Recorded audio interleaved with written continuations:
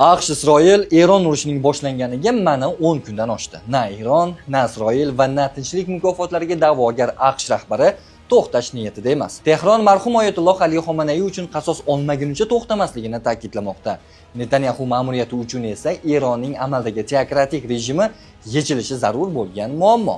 Donald Tramp esa urushdan charchamasligini o'z tili bilan aytdi. Agar ushbu urush yaqin orada to'xtamasa, dunyoni nimalar kutyapti? Diniy simpatiya va antisemitistik g'oyalarni bir chetga surib, sof ratsional fikrlaydigan bo'lsak, ushbu urushning geosiyosiy xavflaridan tashqari yaxshigina iqtisodiy zararlari ham bor. Boshlanganiga hali ko'p bo'lmagan Yaqin Sharqdagi urush allaqachon dunyo sanoatining yuragiga zarba berib bo'ldi. Butun dunyoda ishlab chiqarilishning ajralmas bir bo'lagi bo'lgan neft bugun rekord darajada tez fursatlarda qimmatlashmoqda. Eronning Arabiston yarim orolidagi AQSh harbiy bazalariga hujum qilishi Hormuz bo'g'ozidagi qatnovning deyarli butunlay to'xtab qolishiga olib keldi. Vaholanki ushbu tor suv yo'lidan dunyo bo'yicha dengiz orqali tashlanadigan neft va suyultirilgan gazning deyarli 5 dan 1 qismi, taxminan 18-20 million barrel neft olib o'tiladi. Neft eksport qilish hajmiga ko'ra dunyo reytingida Kuvayt 7-chi, Birlashgan Arab Amirliklari 5-chi, Iroq esa 3-chi o'rinda turadi. Saudiya Arabistoni ushbu ro'yxatning birinchi pog'onasida. Ushbu davlatlar uchun Hormuz qaysidir ma'noda hayot-mamot masalasi. Negaki iqtisodiyotining asosiy qismi yoqilg'i eksportidan yurib turgan ushbu davlatlar uchun o'z neftini bozorga olib chiqish pul topishning deyarli yagona yo'li. Hormuz bo'g'ozining beqarorlashuvi global energiya bozorida darhol aks etdi. Neft narxlari qisqa vaqt ichida keskin ko'tarilib, Brent markasidagi neft bir barrel uchun 110-120 dollar oralig'iga yaqinlashdi. Bir barrel neft narxi Rossiyaning 2022-yilda Ukrainaga bostirib kirganidan keyin ilk marotaba yana 100 dollardan oshdi. AQShning West Texas Intermediate neftining ko'rsatkich narxi yanvar oyida bir barrel uchun taxminan 60 dollarga baholangandi.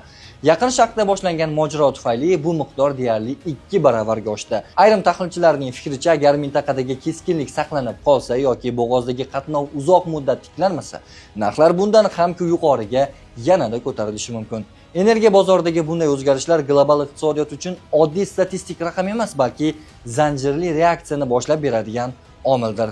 Neftning qimmatlashuvi o'z navbatida boshqa turdagi mahsulotlarning ham narxlarini oshishiga sabab bo'ladi. Negaki har qanday ishlab chiqarishda neft va gaz asosiy yoqilg'i sifatida qolmoqda. Bundan tashqari tovar narxlarining keskin qimmatlashuviga logistika muammosi ham ta'sir qiladi. Hormuzdan neft va gazning o'tmay qolishi transport yoqilg'i narxlariga ham sezilarli ta'sir qiladi. Buyuk Britaniyaning RAS avtomobilsozlik tashkilotining ma'lumotlariga ko'ra 9-mart kuniga kelib benzinning o'rtacha narxi 4,95 pensga ko'tarilib, yiliga 137,78 pensga yetdi. Dizel yoqilg'isi esa 9,43 pensga ko'tarilib, 151,81 pensga yetgan. Agar bu urush bir necha hafta davom etsa, butun dunyo bo'ylab yalpi ichki mahsulot o'sishiga ta'sir qiladi. Hamma davlatning energiya tizimi narxi oshadi. Ba'zi mahsulotlarning tanqisligi va ta'minot qila olmaydigan zavodlarning zanjirli reaksiyasi bo'ladi. Yana shuni ham unutmaslik lozimki, neft bu faqatgina yoqilg'i emas, millionlab tovarlarni ishlab chiqarilishdagi asosiy tarkibiy ingredient hisoblanadi.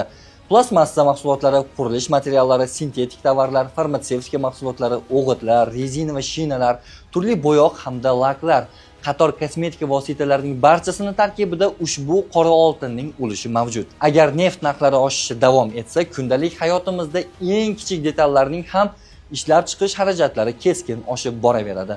Urushning iqtisodiy oqibatlari moliya bozorida ham yaqqol sezildi. Yirik fond indekslari keskin tebranishlarga duch kelmoqda. Investorlar esa xavfli aktivlardan chiqib, xavfsizroq vositalarga, oltin yoki davlat obligatsiyalariga o'tmoqda. Albatta bu hol O'zbekiston kabi katta oltin eksportchilari uchun juda yaxshi, ammo umumiy kartinada Yevropa va Osiyo fond bozorlarida aksiyalar qiymati pasayib, ko'plab kompaniyalar kapitallashuvi milliardlab dollarga kamaydi. Qisqa qilib aytganda, neft ko'p holatda geosiyosatning barometri. Agar hali beri mintaqada tinchlik o'rnatilmasa, neft ortidan butun dunyo iqtisodi chiloqlanib qoladi.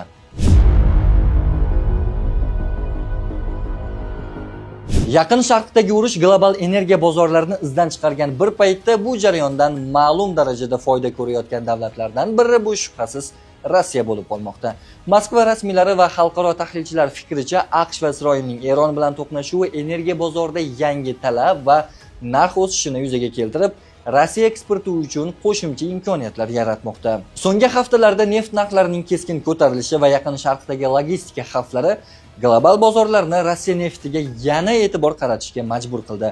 Kreml bayonotiga ko'ra, Eron bilan bog'liq urush fonida Rossiya nefti va gaziga bo'lgan talab sezilarli darajada oshgan.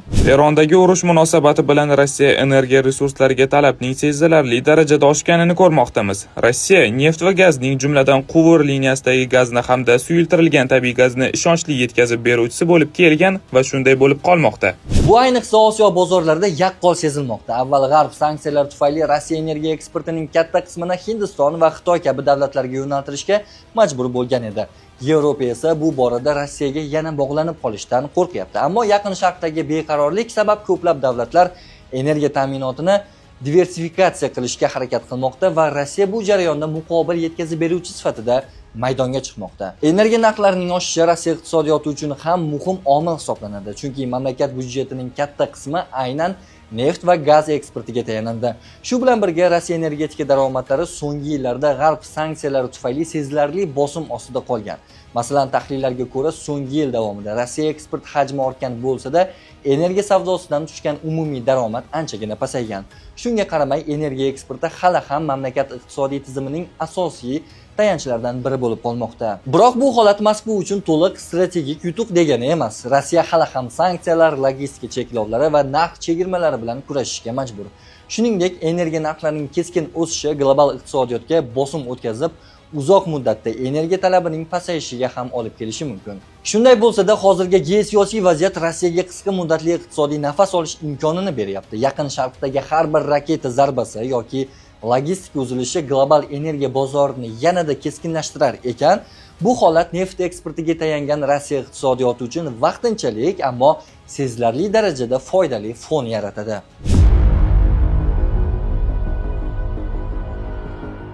AQSh, Isroil va Eron o'rtasidagi keskinlikning harbiy mojaroga aylanishi global iqtisodiyot bilan birga O'zbekiston iqtisodiyotiga ham bilvosita ta'sir ko'rsatishi mumkin. Biroq iqtisodiy aloqalar tuzilmasiga qaralsa, Eron O'zbekistonning asosiy savdo hamkorlari qatoriga kirmaydi.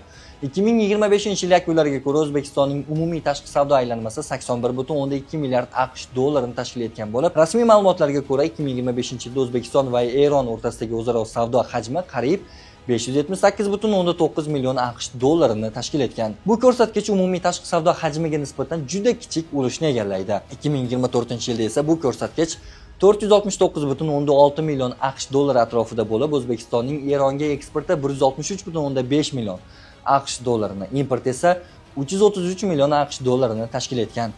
Eron asosan O'zbekistonga polimer va boshqa neft-kimyo mahsulotlari, plastmassa sanoat uskunalari, metal buyumlar hamda ayrim qishloq xo'jaligi mahsulotlarini eksport qiladi xolos.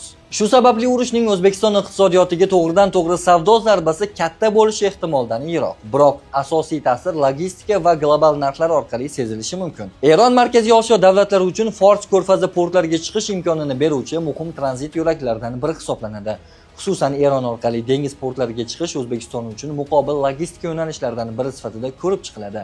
Agar mintaqadagi harbiy vaziyat kuchayib, transport infratuzilmasi yoki dengiz yo'llari xavfsizligi yomonlashsa, bu tranzit xarajatlarining oshishiga yoki butunlay to'xtab qolishiga olib kelishi mumkin. Urushning yana bir muhim iqtisodiy oqibati global energiya narxlarining oshishidir. Yaqin Sharqdagi keskinlik neft va gaz narxining ko'tarilishiga sabab bo'lishini ko'p bora ta'kidladik. Bu esa O'zbekistonda ham yoqilg'i narxlari orqali transport ishlab chiqarish va logistika xarajatlarini oshirib, global inflyatsiyani kuchaytiradi. Natijada oziq-ovqat, sanoat mahsulotlari va qurilish materiallari narxi ham qimmatlashishi mumkin. Xulosa qilib aytganda, AQSh, Isroil, Eron mojarosi O'zbekiston iqtisodiyotiga bevosita savdo zarbasi bermasa-da, global energiya narxlari, logistika yo'laklari va import xarajatlari orqali bilvosita iqtisodiy bosimni kuchaytirishi mumkin. Garchi o'zbekistonliklarning cho'ntagi bu urushdan katta zarar ko'rmasa-da, global iqtisodiy silkinishlar hammaga baribir ta'sir qiladi.